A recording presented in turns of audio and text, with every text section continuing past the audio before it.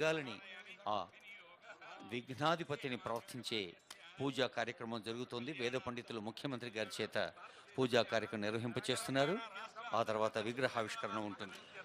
సర్వకార్య సిద్ధ్యర్థం విజయ పరంపర సిద్ధ్యర్థం తదంగ మహాగణపతి గౌరీ దేవత ఆదిత్యాది నవగ్రహ దేవత ఇంద్రాది అష్టదిక్పాలక దేవత గౌర్యాది సప్తమాతృక దేవత పంచలోక పాలక దేవత హిరణ్యపాత్రం పూర్ణం దదాతి ేతి ఏ కదా బ్రహ్మణముపహరతి ఏ కదైవ యజమాన ఆయుస్తేజో దదాతి.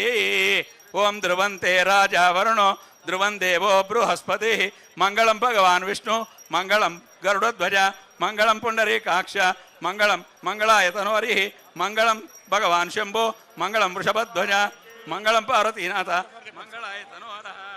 వక్రతుండ వక్రతుండ మహాకాయ సూర్యకోటి సమప్రభ.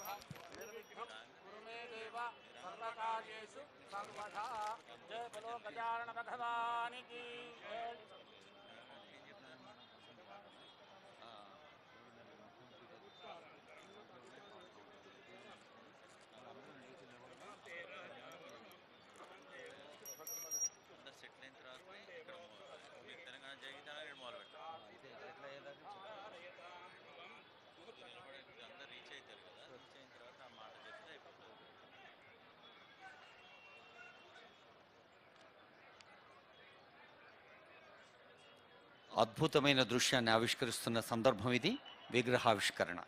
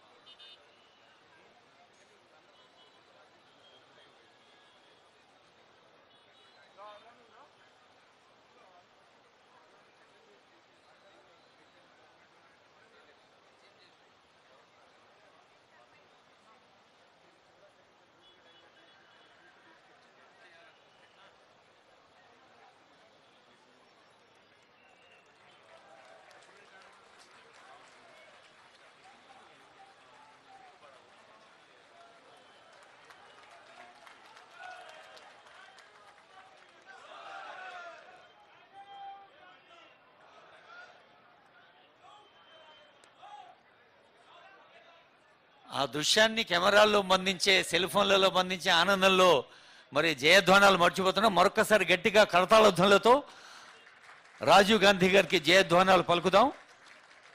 భారతదేశాన్ని కొత్త పుంతలు తొక్కిస్తూ విద్యార్థులకు, యువతీ యువకులకు సమకాలీన అవసరాల అవగాహన కల్పిస్తూ దేశాన్ని ముందుంచిన భారత పూర్వ ప్రధానమంత్రి, భారతరత్న రాజీవ్ గాంధీ గారి విగ్రహాన్ని ఆవిష్కరించుకున్న సందర్భంలో మరొకసారి గట్టిగా కరతాళధ్వనులతో మన ఆనందాన్ని వ్యక్తం చేద్దాం.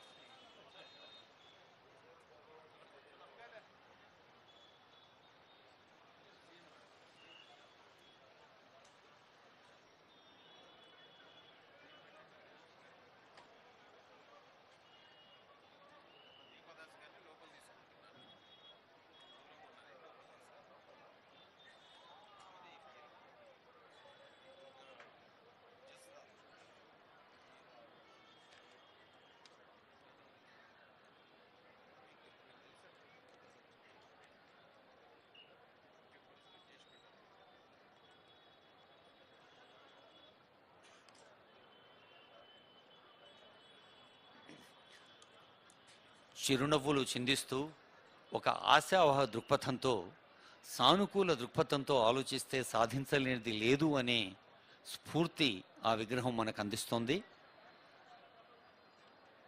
నిర్మాణాత్మకంగా ఆలోచిస్తూ ప్రయోజనాత్మకంగా ప్రభుత్వం ప్రజలకు అందజేస్తున్న పథకాలు